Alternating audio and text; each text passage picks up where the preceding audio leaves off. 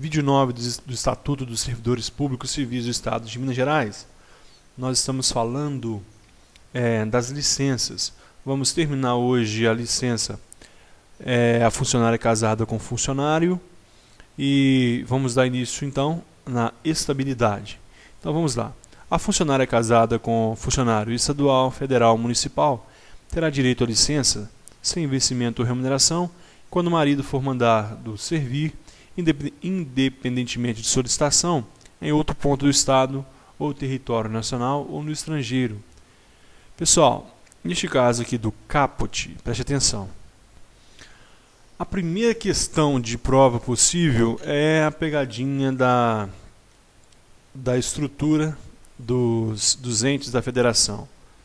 A banca pode colocar a funcionária casada com funcionário estadual, federal ou municipal. Faz sentido, porque são entes da federação. Então não. Funcionário estadual, federal ou militar. Estadual, federal ou militar. Terá direito a licença sem vencimento ou remuneração. Então, sem vencimento. Essa licença para acompanhar o marido, o cônjuge, é sem remuneração.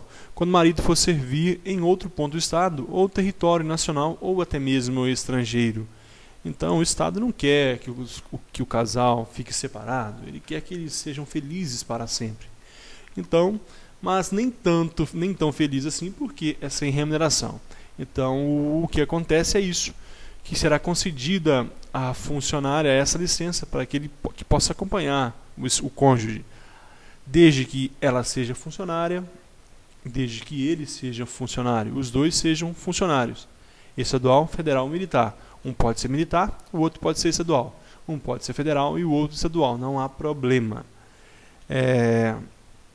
Parágrafo único. A licença será concedida mediante pedido devidamente instruído e vigorará pelo tempo que durar a comissão ou a nova função do marido. Preste atenção aqui, pessoal, que no caso aqui, quem solicita a licença deve ser funcionário do estado de Minas Gerais, porque nós estamos estudando a licença para o estado de Minas Gerais. Então, o cônjuge pode ser estadual, federal ou militar. Aqui, a pessoa que solicita a licença deve ser funcionário do estado de Minas Gerais, porque esse é o objeto de nosso estudo. Então, a licença será concedida mediante pedido. Ela vai solicitar, vai fazer o pedido devidamente instruído e vigorará pelo tempo que durar a comissão ou a nova função do marido. Ele foi assumir um cargo comissionado na esfera federal ou fora do estado mesmo, então poderá fora do estado nacional. Então ela vai acompanhá-la por este período. Assim que ele retornar, deve, portanto, assumir imediatamente a função. Novo assunto agora, da estabilidade, também muito cobrado em provas de concurso público. O funcionário adquirirá a estabilidade depois de... Foi revogado o inciso 1 que falava que era 2 anos.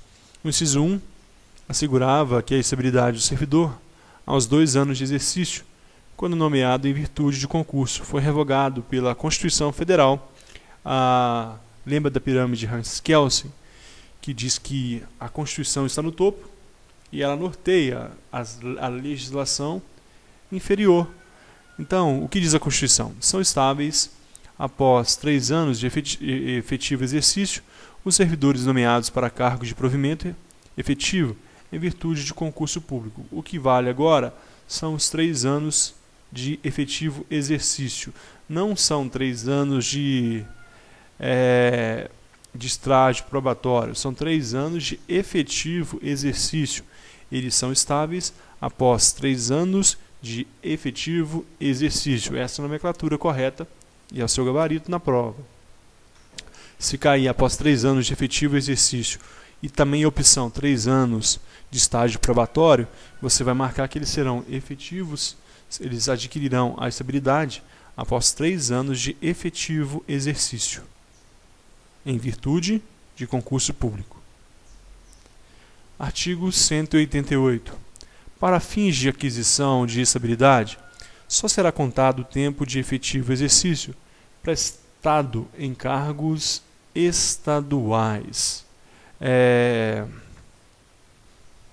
Portanto, o artigo 178 ele nos afirma que é possível a comutação de tempo para estágio para aquisição da estabilidade entre 2 ou mais serviços efetivos no Estado de Minas Gerais.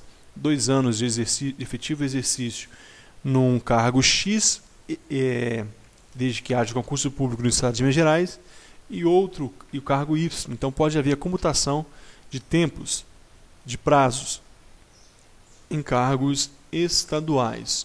1 ano e meio um, mais 1 ano e meio outro.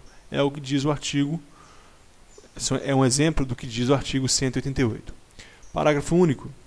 Desligando-se o servidor público estadual e sendo readmitido ou nomeado para outro cargo estadual, a contagem de tempo de serviço será feita para fins da estabilidade na data da nova posse.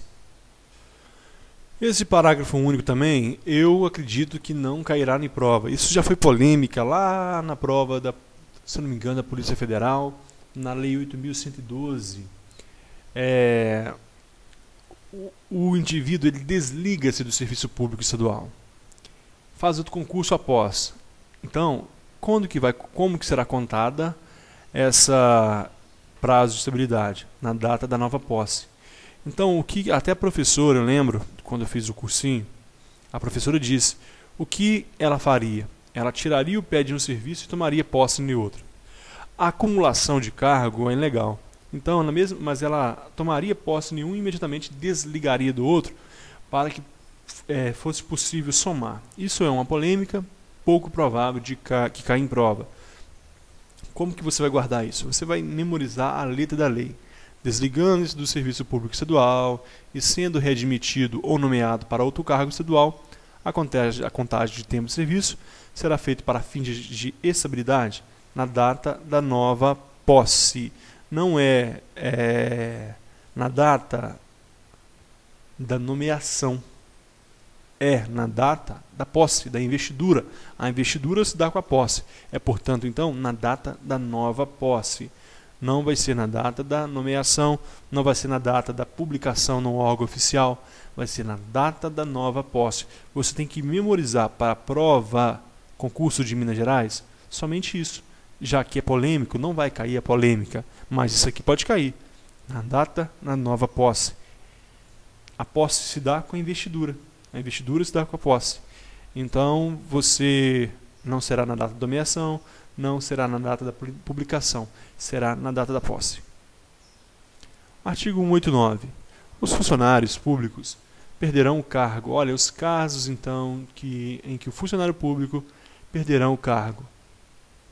Aquela história então não existe, que eu sou efetivo, acabou. Então agora eu nunca mais perco meu cargo. Quando vitalícios, somente em caso de virtude de sentença judiciária. Juiz de direito, ele possui um cargo vitalício. O Ministério Público possui cargos vitalícios. Promotor de justiça, eles só perdem somente em casos de sentença penal. Foi condenado, trânsito julgado, ele perde então. E costuma já cair em prova judiciária, e lógico que a morte produz a vacância, é lógico que não vai ter mais o cargo com a morte. Em virtude de sentença judicial transitada em julgado. Aqui abaixo, esses abaixo não são vitalícios. O caso vitalício é somente um, em virtude de sentença sentencial, em virtude de sentença judiciária. Agora, os outros funcionários públicos, você, eu, entre outros, em virtude de sentença judicial transitada em julgado. Então, olha aqui, houve a sentença, então eu posso ser demitido, já que se eu fui condenado.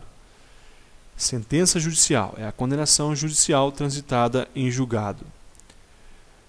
Mediante processo administrativo que seja assegurado ampla defesa. É o segundo caso, processo administrativo. Eu cometi uma falta disciplinar de natureza grave. Fui julgado, fui condenado, posso perder o cargo.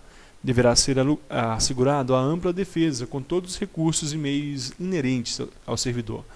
E o terceiro caso, mediante procedimento de avaliação periódica de desempenho, na forma de lei complementar, assegurada ampla defesa. É necessário uma lei complementar para disciplinar esse processo de avaliação periódica. Mas nós sabemos que isso já acontece anualmente, é feita a avaliação periódica do servidor, e a lei diz, a Constituição diz, pela Emenda Constitucional 95 de 2004, que o servidor poderá perder o cargo, recomenda-se, pelo princípio de eficiência, a demissão do funcionário comprovadamente ineficaz ou decidioso. Ele não tem competência para o trabalho ou é preguiçoso, não quer trabalhar. Recomenda-se a demissão.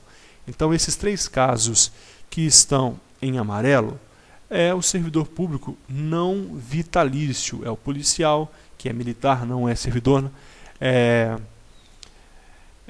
o agente penitenciário, é o professor, entre outros. Aqui são os vitalícios, o de cima, promotor, juiz, estaduais. Então, neste caso, vitalício, somente em virtude de sentença judiciária. E os outros, sentença judicial com trânsito julgado, processo administrativo que seja segurado ampla defesa, mediante processo de avaliação periódica de desempenho que acontece anualmente de acordo com o princípio da eficiência. Artigo 190. Quando se extinguir o cargo, o funcionário estadual ficará em disponibilidade remunerada com vencimento ou remuneração integrais e demais vantagens, até o seu obrigatório aproveitamento em outro cargo de natureza, vencimento ou remuneração compatíveis com o que ocupava. Pessoal, nesse artigo 190, ainda, se você for no site lá da Assembleia Legislativa, ainda está escrito assim, com vencimento e remuneração integrais. Mas esse artigo 190 foi parcialmente alterado pelo artigo 41 da Constituição. É o parágrafo 3º do artigo 41 da Constituição Federal. O parágrafo 3º diz que, extinto o cargo ou declarada sua desnecessidade, o servidor estável ficará em disponibilidade com remuneração proporcional ao tempo de serviço até seu adequado aproveitamento em outro cargo.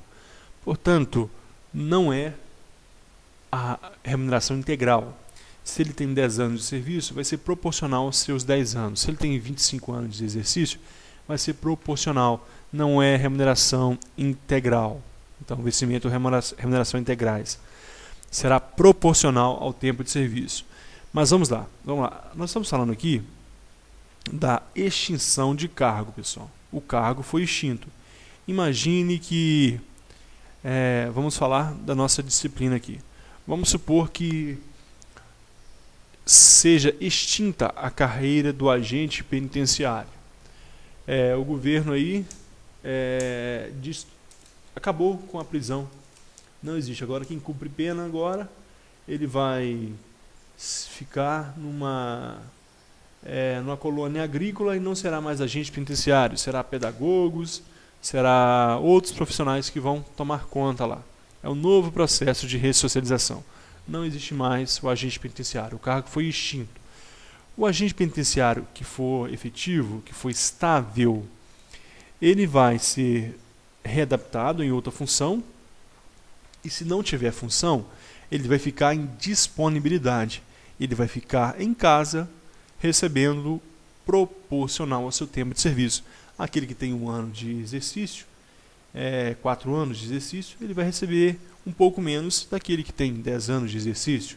Então, remuneração proporcional. Ele vai ficar em disponibilidade até que seja adequado, ele seja aproveitado. O aproveitamento é uma forma de nomeação para aquele que está em disponibilidade. Ok, então vamos continuar. Nós estamos falando aqui da disponibilidade. Então, é a disponibilidade. O indivíduo está disponível, ele está em casa, de boa, tomando aguinha de coco, ganhando um pouquinho menos talvez, mas ganhando bem ainda.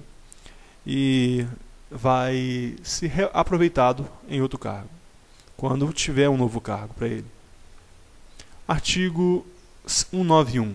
É assegurado o funcionário o direito de requerer ou representar. Requerer ou representar. O direito de petição é um direito constitucional. Qualquer pessoa pode pedir aos órgãos públicos aquilo que tem direito. Aqui no caso do funcionário público também é assegurado a ele o direito de requerer. O que você requer? Aquilo que você tem direito. O requerimento é para algo que você tenha direito, direito líquido e certo. Por exemplo, você tem o direito à aposentadoria, você vai requerer sua aposentadoria. Ou representar, você vai fazer uma representação, seja no delegado de polícia, seja administrativamente. Artigo 192. O requerimento será dirigido à autoridade competente para decidi-lo e encaminhado por intermédio daquela que estiver imediatamente subordinado ao requerente. Neste caso 92, imagine que você é agente penitenciário. Quem você está subordinado? Ao diretor da unidade prisional. E você quer fazer um requerimento à subsecretaria de administração prisional. Portanto, o seu diretor vai encaminhar aquele seu requerimento ao subsecretário de administração prisional. O requerimento será dirigido à autoridade competente para decidi-lo e encaminhado por intermédio a que estiver imediatamente subordinado o requerente. Você é o requerente, subordinado ao diretor, o diretor encaminha para o subsecretário. No caso do professor, requerendo para a Secretaria de Educação, ele está subordinado ao diretor da escola. A diretora da escola vai encaminhar para a Secretaria de Educação. Artigo 93. O pedido de reconsideração será dirigido à autoridade que houver expedido o ato ou proferido a primeira decisão, não podendo ser renovado. Então, no caso de 93, vamos supor que foi negado o seu pedido, mas você tem argumentos, você tem outros argumentos que você esqueceu, e você acha que vai justificar aquela negação. Então você vai fazer a reconsideração. Esse pedido de reconsideração será dirigido à autoridade que houver expedido o ato. Então, qual autoridade que expediu o ato, ou seja, que negou o provimento do seu pedido? Vai ser o subsecretário? Será, então, remetido a ela. A primeira decisão, ou seja, aqui a reconsideração não é um recurso. O recurso ele é feito em instância superior, não é.